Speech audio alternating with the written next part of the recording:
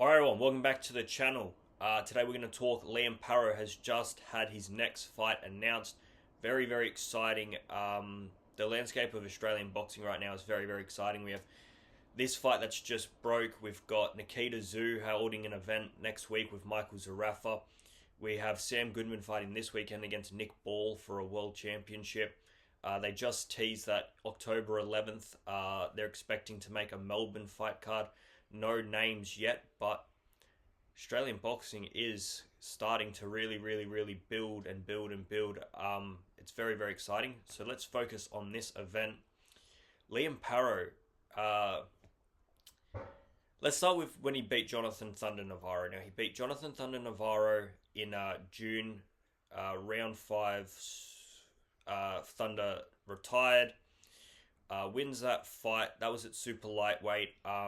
A few days after that, it's said that the IBF will be giving Liam Paro a super lightweight title eliminator, and that seemed to all be sorted. And then a few weeks ago, it came out that Liam Paro is moving up to welterweight, and this will be his first fight at welterweight. And not only is it going to be his first fight at welterweight, but the IBF have granted this a welterweight title eliminator.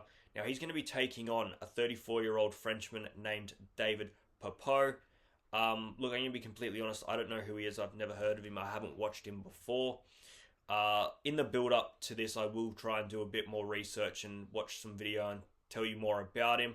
But I wanted to get the announcement out here right now and just talk about the event. I did a quick look on BoxRec to see what his sort of pro career has looked like. Like I said, he's 34 years of age, from France. He's fought every fight within France. He's had 30 wins, 5 knockouts, 0 losses, and 1 draw. And he's the current IBF International and WBO Global Welterweight Champion, as well as being ranked 5 by the WBO and 8th by the IBF. Paro is number 7 by the IBF. So, by paper, a difficult opponent. Lots of these sort of opponents, you work out how difficult they are the first time they go and fight abroad against someone similar level. We see it all the time. Somebody's undefeated, plenty of fights, European champion, British champion, they step up to the world level and they get found out. And there's no doubt Liam Paro is a world level fighter. I mean, the guy was the IBF champion at super lightweight. He beat Sabril Matias in a very tough fight, very good fight from Liam Paro. He then goes razor close to defending that against Richardson Hitchens, who, by lots of people, is the top super lightweight. Depends on your opinion, but he is up there. Very, very good fighter. We saw how he dispatched of George Kambosos, a former world champion as well. So, Liam Paro, he's tremendous, tremendous fighter. Like I said, his last fight was now only a few months ago. Fought in June, now fighting in September. I guess the biggest surprise in this is the fact that it is a title eliminator. I spoke that I thought he'd be, have sort of not a warm-up fight, but a fight to dip your toes into the division. But I'm happy. I think Liam Paro is much better than just a dip your toe in sort of fighter. How this gets received by the global public, I don't know. We've seen the backlash that Jerome Boots Ennis has sort of gotten. He's made the move up a division, former champion. He's said to be fighting Virgil Ortiz Jr. in 2026, but he's having a fight against someone that most people have not heard of as his first fight within the new division. That super welterweight, he's moving up from welterweight.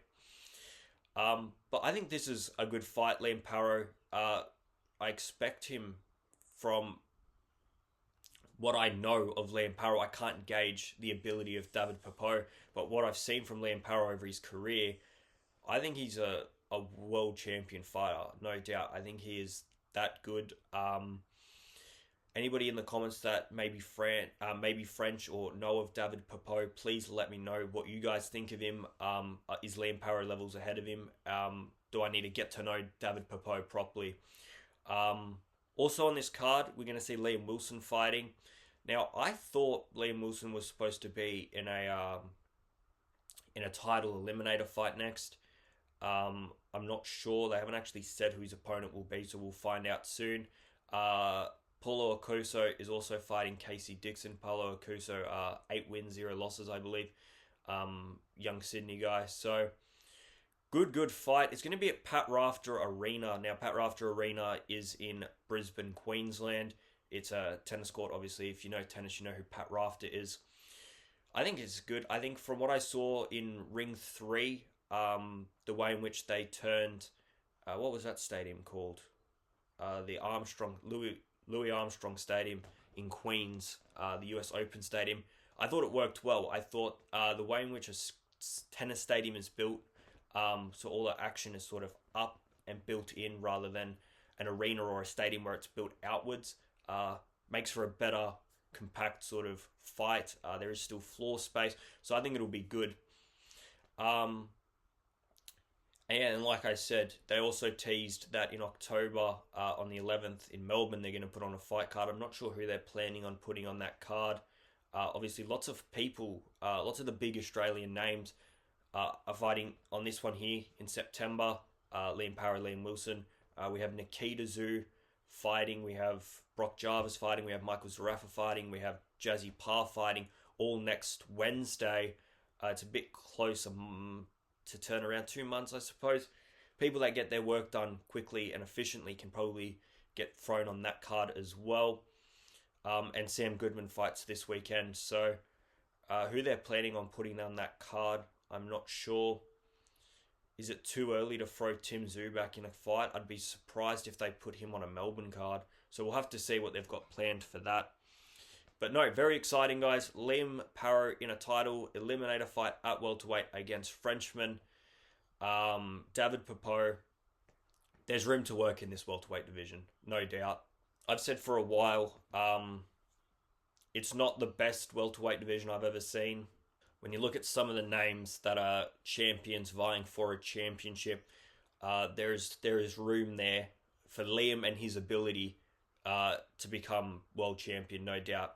I think when you look at the way that Mario Barrios fought, the fact that Manny Pacquiao is a number 1 ranked, we have a vacant belt. I actually think Paddy Donovan's quite good. Rolly Romero, I didn't actually think I'd be saying that he's a welterweight champion, nor did I think that him versus Ryan Garcia was a great fight, and I'd never really been that impressed with Rolly Romero. I didn't think he'd dispatch of Ryan Garcia the way he did, but I think that says more about Ryan Garcia and his work ethic and everything else rather than what it says about Rolly Romero. He does look good at this weight compared to super lightweight. He's tanked on a bit of muscle and he looks good. Although I always think of Rolly Romero getting shot to bits by Isaac Pitbull Cruz. And I think in that welterweight division, Brian Norman Jr. is, I think, by far the best champion currently. I think Amantas Stanionis is good, although he got found out by Jerome Boutsenis, but I put Jerome Boutsenis at a pound-for-pound level. So I think there is a lot of room there for Liam Paro to go searching for, I don't even think just one belt. I think there's an opportunity there for him to capture the IBF. I would assume that Paddy Donovan will beat Lewis Crocker. So going off that, I would expect Liam Paro to win this and then face Paddy Donovan. Where that fight will take place, I would assume probably England. I don't think they would put the fight in Belfast or in Dublin or somewhere like that. I would assume it would be in England, but hey, if Liam Paro's got to go to Ireland or England, he will do that. He had to do that when he fought and won the title. He did that when he fought Richardson Hitchens. He knows what he's got to do. He's been there before. Very, very exciting times for Liam Paro. One of my favourite Aussie boxers. I think he's exceptional. Leave your thoughts in the comments below. Like, subscribe. I will be making another video straight after this talking about a major announcement about Sebastian Fundora. So definitely check that video out. And I'm out of here, guys. See ya!